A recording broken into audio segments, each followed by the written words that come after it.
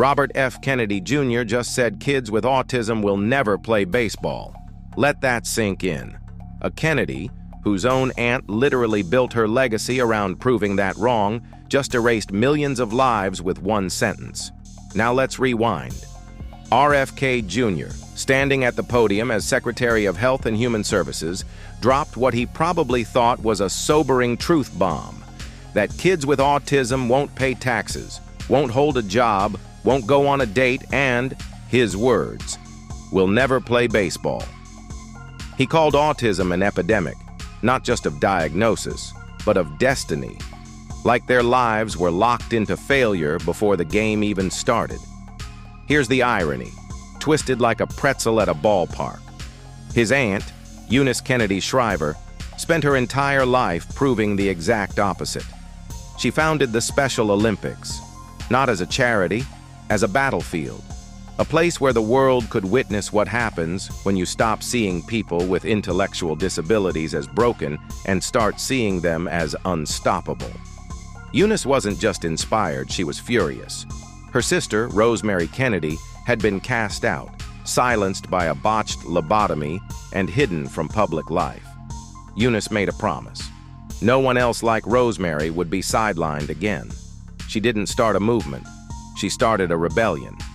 One that grew into 5 million athletes across 172 countries, smashing stereotypes in track spikes and cleats.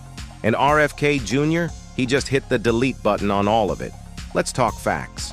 Kids with autism do write poetry. They do date, they do work jobs, pay taxes, and yes, they play baseball. You don't have to look far. Just watch the Special Olympics. Better yet, talk to Tony Snell, an NBA player who found out he was autistic only after his 2 sons were diagnosed. That's not a tragic story. That's a generational bridge being built in real time. But the real tragedy here? RFK Jr. had the power of that legacy in his DNA, and instead of honoring it, he torched it for a press soundbite. It's not just misinformation, it's betrayal. His own cousin, Tim Shriver, has been fighting for visibility, access, and dignity for people with autism.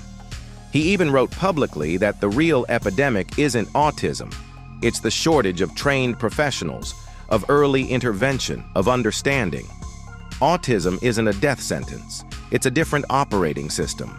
And yet, here we are, in 2025, listening to a top health official describe millions of people like they're broken glass instead of stained glass. Fragile, but reflecting a spectrum. The athletes of the Special Olympics aren't just competitors, they're revolutionaries. People who were told they'd never do anything more than flip burgers, now standing on podiums, waving flags, and rewriting the script. In Turin this year, they showed the world that autism doesn't mean absence, it means adaptation. So when RFK Jr. says these kids can't write poems, maybe what he really means is they'll never write his version of a poem. And that's fine, because they're too busy writing their own. Jordan, true story.